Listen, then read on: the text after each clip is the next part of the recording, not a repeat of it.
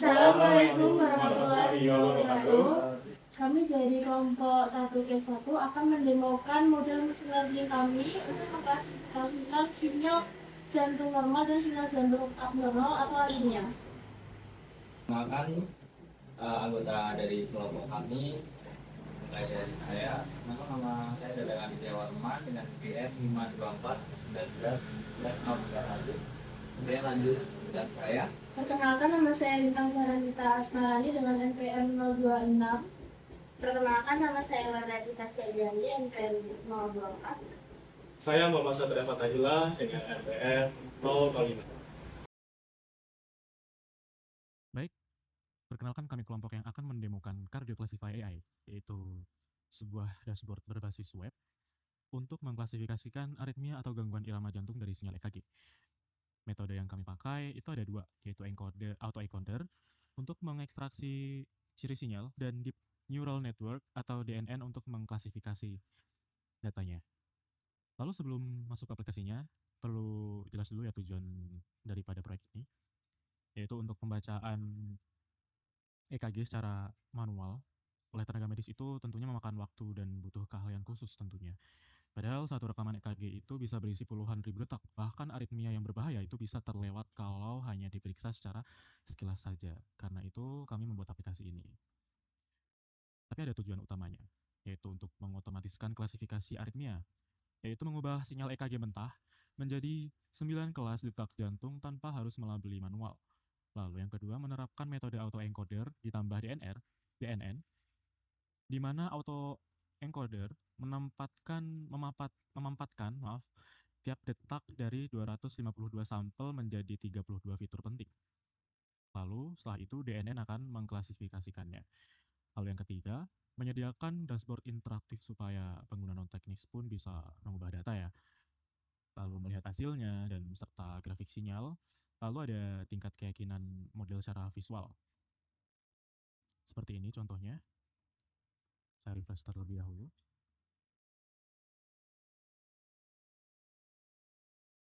Nah, ini untuk keterangan klasifikasi kami menggunakan AAMI ya.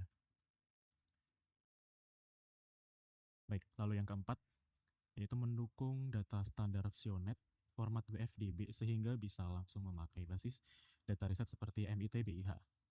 Lalu manfaatnya, aplikasi ini bisa menjadi alat bantu screening awal untuk mempercepat deteksi detak abnormal sekaligus sarana pembelajaran pemrosesan sinyal medis ya tentunya. Sekarang kita beralih ke tampilan dashboardnya. Bagian atas ada 3 menu ya untuk dashboard, riwayat, dan ini about. Dashboard untuk menganalisis data, lalu riwayat itu melihat hasil analisis sebelumnya, bisa diperlihatkan, bisa diperhatikan. Ini adalah riwayat yang telah kami gunakan ya sebelum-sebelumnya. Ya, seperti itu. Lalu about itu informasi model saja yang kami gunakan. Seperti ini. Lalu di halaman utama ini pada area itu upload di kiri ya, bisa di drag and drop. Panel hasil prediksinya ada di sebelah kanan ini. Dan di bawahnya ada legenda klasifikasi AAMI yang akan menyala otomatis sesuai hasil. Jadi ketika pengguna menginputkan satu data, lalu akan diproses dan menghasilkan prediksinya di sebelah kanan. Lalu untuk detailnya lagi, informasi detailnya lagi dapat dilihat lagi di bagian keterangan klasifikasi AAMI. Nah, di sini nanti akan ada yang menyala dari hasilnya. Seperti itu. Lalu untuk masukkan datanya itu ada dua cara. Cara pertamanya itu mengunggah file EKG sendiri dengan drag and drop. Untuk satu rekaman kita pilih file DAT ya, dan HEA, dan serta ATR kalau ada. Nah, itu harus dilakukan secara bersamaan dalam satu kali pemilihan. Lalu cara yang kedua memakai dataset sampel yang sudah tersedia. Untuk contohnya bisa saya contohkan saja di sini. Nah, ini untuk mencoba saja ya apakah berjalan. Begitu. Nah, di sini nampak hasil prediksinya ya. Nah, ini untuk keterangan klasifikasi AMI-nya. Hanya 2 yang menyala, 3 lainnya itu masih gelap. Ini untuk hasil detailnya dan ini grafiknya. Ini untuk sinyal EKG aslinya dan ini bit start yang sudah ternormalisasi. Baik. Lalu yang perlu ditekankan itu file DAT tidak bisa dibaca sendirian ya. Ia wajib dipasangkan dengan file HEA yang namanya sama. Misalnya 100 DAT dengan 100 HEA. Kalau hanya DAT yang diunggah, aplikasi akan menolak dan meminta file headernya. Nah, kenapa ada 3 jenis file? Data EKG dari Sionet memang formatnya terpisah. File DAT berisi angka amplitudo, sinyal mentah dalam bentuk biner. Jadi ini rekaman detak jantung yang sesungguhnya dan ukurannya yang paling besar untuk DAT. Lalu file HEA adalah header berbentuk teks yang berisi metadata, jumlah lead, frekuensi sampling dalam hertz, jumlah sampel, nama lead, dan info pasien. Lalu untuk ATR, itu anotasi atau label kebenaran dari kardiolog yang mendiagnosisnya, yaitu posisi tiap air peak beserta jenis detaknya.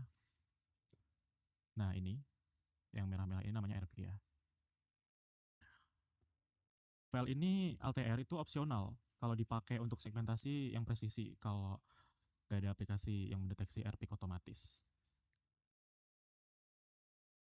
Kalau kita lihat dari header ketiga demo nanti ada 3 data yang kami pakai, yaitu record 100, record 19.140, dan record 15.814. Nah, itu nanti akan ada perbedaan sampling ya, ada yang 360 Hz dan 128 Hz. Untuk alur prosesnya, file WFDB itu dibaca, sinyalnya diambil dari lead pertama, lalu air peak-nya terdeteksi. Sinyal dipotong menjadi jendela 252 sampel, lalu dinormalisasi, lalu masuk ke encoder dan DNN, sampai keluar 9 kelas beserta confidence-nya. Perbedaan frekuensi sampling 360 dan 128 Hz itu cukup penting ya, dan justru itu nanti yang akan menjadi inti jawaban atas pertanyaan apakah kedua data normal itu sama. Untuk itu saya serahkan ke teman saya berikutnya yang akan menjalankan ketiga data dan menjelaskan hasilnya. Terima kasih Satria. Saya Lintar akan melanjutkan penjelasan pada deteksi yang dihasilkan oleh prediksi AI. Jadi pertama saya akan mencoba memprediksi data training yang sudah kami training sebelumnya.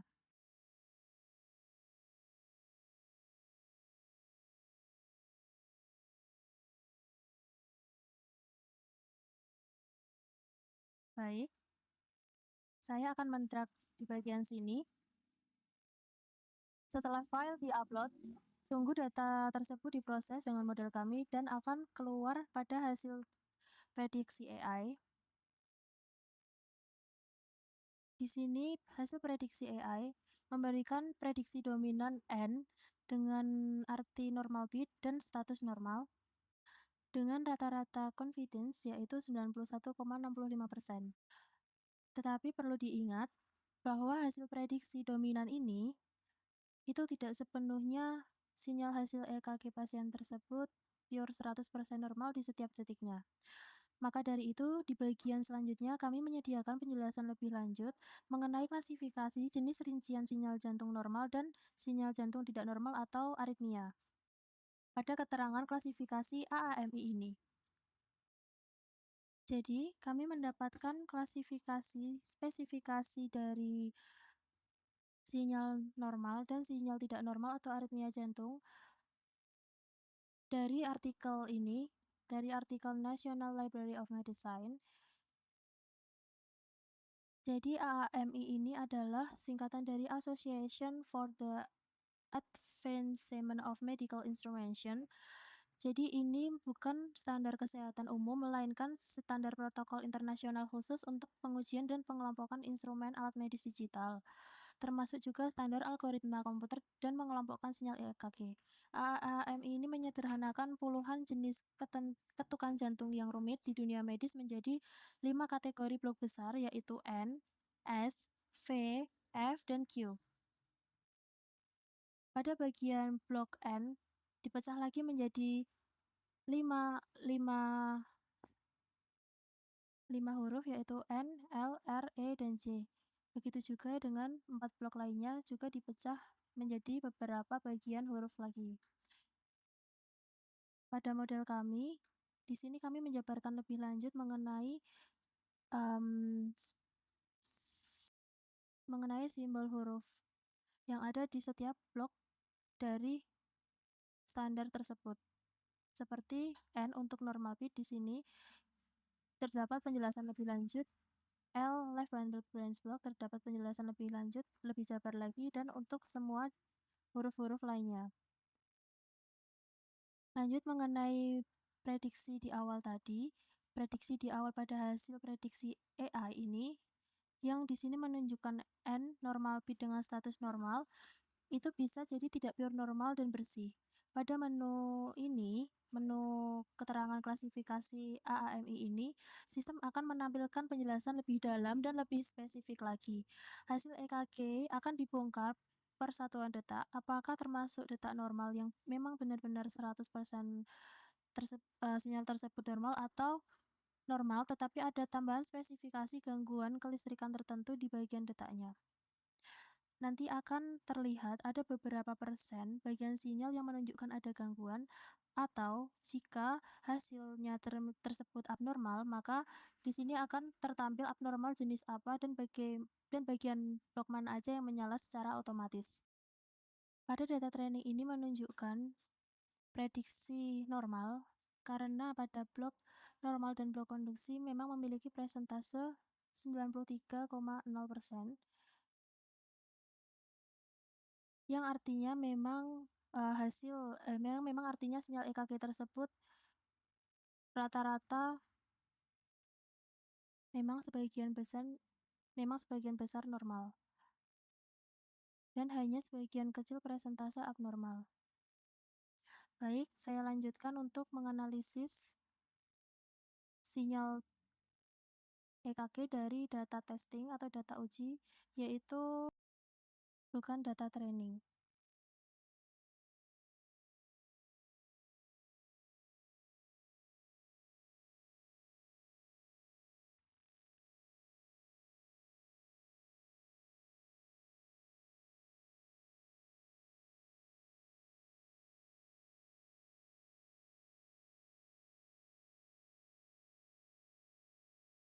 Baik, hasil analisis telah keluar yaitu data testing tersebut diprediksi dominan N, tetapi dengan diagnosis prematur ventricular contraction dan abnormal terdeteksi. Dari data kedua yaitu record 191440 tadi dari folder data normal, dari data 3000 detak, prediksi dominan memang N atau normal bit, tetapi di sini memang bagian blok normal bit menunjukkan presentase yang paling besar di antara keempat blok yang menyala. Tetapi pada kasus ini, keseluruhannya tetap ditandai abnormal. Penyebabnya karena hanya 58% detak yang dinilai normal, sedangkan 42%, terutama di kelas A atau atrial prematur bit dinilai abnormal secara berlebihan. Confidence rata-ratanya sedang sekitar 71,30%, padahal dan ini penting, record ini berasal dari MIT BIH Normal Sinus Rhythm Database, yaitu rekaman orang sehat tanpa aritmia. Jadi ini bukan berarti jantung pasien bermasalah, melainkan ada sebab teknis yang mungkin terjadi pada pasien tersebut. Baik, intinya dari percobaan yang saya lakukan yaitu kita tidak bisa mencari data testing yang hampir mirip dengan data training yang memiliki presentase normal yang hampir sama, yang hampir sama dengan data training, yaitu tadi data training memiliki presentase normal 93%, sedangkan pada data testing ini hanya terdapat 58,0%. Baik, untuk penjelasan grafik sinyal EKG asli dan pitch ternormalisasi akan dijelaskan lanjut oleh teman saya. Terima kasih Lintang, saya Wardah akan menjelaskan secara detail dua grafik sinyal yang ada di dashboard. Dan saya akan menggunakan data sampel recall 100 sebagai contoh karena hasil normal sehingga bentuknya paling jelas. Kita masukkan dulu datanya.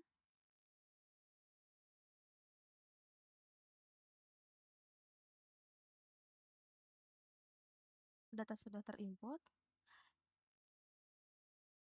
Lalu pada grafik pertama ini, sinyal EKG asli, sumber datar atau sumbu X ini adalah waktu dalam detik, dan sumbu tegak sumbu Y ini adalah amplitude dalam milivolt. Garis biru ini sinyal jantung yang sebenarnya, yang ditampilkan secara 10 detik pertama, tapi bisa digeser sepanjang rekaman. Titik-titik merah pada grafik ini adalah R peak, yaitu puncak gelombang kompleks QRS. Ini menandai momen kontraksi utama vertikal, bagian paling kuat dari 1 detak. Aplikasi mendeteksi titik-titik ini, dan jarak antar titik mencerminkan beberapa detik per menit. Pada record 100 ini, jarak teratur dan bentuk QRS-nya konsisten. Dan inilah ciri khas irama sinus yang normal, sesuai dengan hasil klasifikasi tadi yang dominan N. Di atas grafik ada info strip yang menampilkan 3 hal: frekuensi sampling, di sini 360 Hz, durasi total rekaman, dan jumlah R peak yang terdeteksi. Lalu ada tombol zoom.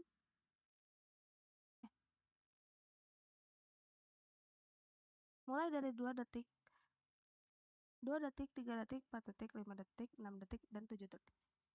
Sampai penuh untuk memperbesar tampilan dan memeriksa bentuk tiap detik lebih dekat. Di bawah grafik ini juga ada slider untuk menggeser ke bagian rekaman yang lain.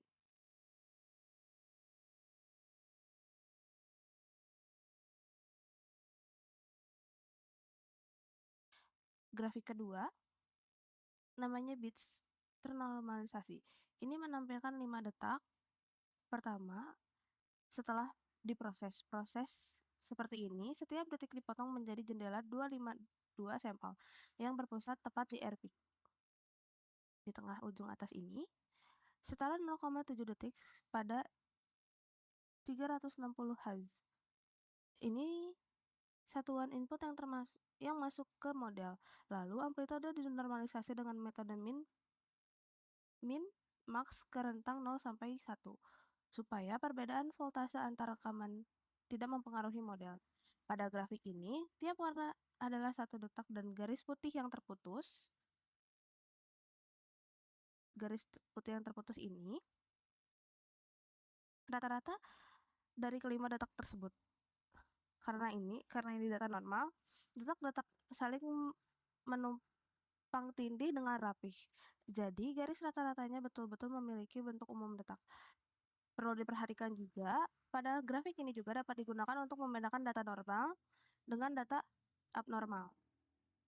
Pada data normal, seperti record 100 yang ditampilkan, bentuk setiap detak jantung relatif sama, posisi RP konsisten, dan jarak antar detak teratur setelah dilakukan segmentasi dan normalisasi. Kurva-kurva detak akan saling menumpang tindih dengan rapi sehingga menghasilkan pola yang seragam. Kondisi ini menunjukkan bahwa aktivitas listrik jantung berjalan stabil dan ritme jantung berada dalam kondisi normal. Tapi berbeda pada data abnormal. Data abnormal, bentuk detak jantung cenderung lebih bervariasi. Beberapa detak dapat memiliki amplitudo yang berbeda, kompleks QRS yang lebih lebar atau lebih sempit, serta jarak antar R peak yang tidak teratur. Akibatnya, setelah dinormalisasi, kurva-kurva detak tidak lagi saling bertumpang tindih dengan baik, melainkan terlihat lebih menyebar dan membentuk pola yang tidak konsisten. Variasi ini menunjukkan adanya gangguan pada aktivitas listrik jantung seperti aritmia atau kelainan irama jantung lainnya. Karena itu, semakin seragam dan bertumpuk pola detak pada grafik, semakin besar kemungkinan data tersebut normal. Sedangkan semakin beragam dan menyebar pola detaknya, semakin besar kemungkinan data tersebut termasuk abnormal. Garis merah vertikal yang di bawah ini di tengah menandai posisi R peak yang berada di pusat jendela di sebelah kirinya. Bisa diamati dengan gelombang P. Dan di sebelah kanannya gelombang T Jadi 1 detak untuk terlihat di sini. Sebagai perbandingan, kalau grafik ini dibuka untuk data 128Hz seperti record 19140 atau 15814, bentuk detaknya akan jauh lebih berantakan dan tidak saling menumpuk karena satu jendela 252 sampel di sana mencakup beberapa detak sekaligus. Ini adalah bukti visual dari penjelasan teman saya tadi. Kenapa data 128Hz sulit diklasifikasi dengan benar. Selanjutnya, teman saya akan menjelaskan grafik akurasi, loss, dan fitur lainnya. Oke, baik. Terima kasih untuk Wardah. Selanjutnya di sini saya ada Raditya Warma dengan NPM 524 19 11 031 yang akan menjelaskan bagaimana model yang dilatih, kemudian lewat grafik, training akurasi, dan training loss. Oke, dari kedua fitur pendukung dashboard juga, yaitu riwayat dan tentang atau about ini. Nah, jadi yang pertama saya akan menjelaskan training akurasi dulu untuk grafiknya. Untuk grafik training akurasi ini, yang dapat dijelaskan adalah akurasi yang naik tajam pada epoch ini. Nah, ini terlihat bahwa dari awal yang lalu mendatar convergence. Nah, ini model bisa dikatakan bisa belajar dengan baik. Kemudian untuk yang kedua dari akurasi akurasi validasi itu ada nilainya yaitu 93,8%. Ini menandakan bahwa model tidak overthinking. Untuk model itu tidak overfitting. Yang kemampuannya pada data itu bisa dikatakan tetap baik. Dropout dan patch normalisasinya itu pada arsitektur membantu akan grafiknya ini. Kemudian untuk garis penanda atau BIS ini menunjukkan epoch dengan akurasi yang validasinya itu adalah baik. Kemudian lanjut ke grafik selanjutnya itu ada grafik training loss. Nah, untuk grafik lossnya ini adalah ukuran kesalahan model yang semakin kecil semakin baik. Kurva latih dan validasi ini sama-sama menurun yang berdekatan. Nah, bisa kita lihat dari garis merah yang terus menyambung dan garis kuning tetapi patah-patah. Ini menandakan kurva dari kedua garis itu sama-sama menurun dan sama berdekatan. Artinya tidak ada celah lebar antara garis loss latih dan validasi sehingga konsisten dengan tidak adanya overfitting. Nah, ringkasan performa model ini dapat berakurasi atau dapat dikategorikan itu menjadi total. Nah, ini ada nilai minnya itu 0,2087. Kemudian untuk selanjutnya yang bisa kita baca untuk fitur pendukung lainnya. Nah, ini untuk kedua training sudah dijelaskan sedikit. Nah, sekarang lanjut ke riwayat atau history. Nah, bisa kita lihat riwayat prediksi. Ini ada daftar analisis EKG yang telah dilakukan sebelumnya. Yang pertama itu ada halaman riwayat ya. Nah, ini sudah kita buka. Setiap analisis yang kita lakukan atau sebelumnya ini akan tersimpan ke database SQLite dengan lengkap ya. Ada waktu, ada file name-nya, terus ada prediksi dominan, confidence. Nah, ini ada nilai-nilainya mulai dari 90% sampai 91,65%, dan kemudian ada opsi aksi. Nah, ini ada kedua opsi, ada download, terus ada hapus file atau hapus prediksi yang sudah dilakukan. Nah, jadi jika kita lihat ulang, bisa kita tinjau bahwa yang berwarna hijau itu adalah atau batch hijau ini untuk normal. Kemudian untuk yang V dan kategori L, terus ada F. Nah, ini ada kategorinya masing-masing. Nah, untuk kuning merah ini untuk menandakan yang abnormal. Kemudian supaya dapat dibedakan, ini ketika mengkategorikan bisa menghapus, ketika kita ingin mengkategorikan yang normal, kita bisa menghapus kategori-kategori yang tidak normal atau abnormal. Nah, ini di bawah atau sampai bawah ini adalah menandakan hasil recordnya. Kemudian kita lanjut ke opsi about atau tentang Cardio Classify AI yang platform analisis sinyal elektrokardiogram EKG menggunakan teknologi deep learning. Oke, di sini bisa kita jelaskan untuk arsitektur modelnya, yaitu auto encoder 5 layer itu untuk instruksi fitur ditambah DNN untuk klasifikasi. Nah, ini lalu ada stack untuk teknologi yang dipakai seperti ini. Untuk membentuknya itu ada Python, ada Flash, dan ada TransFlow keras. Kemudian ada scikit-learn dan WFDB, POTI dan SQLite.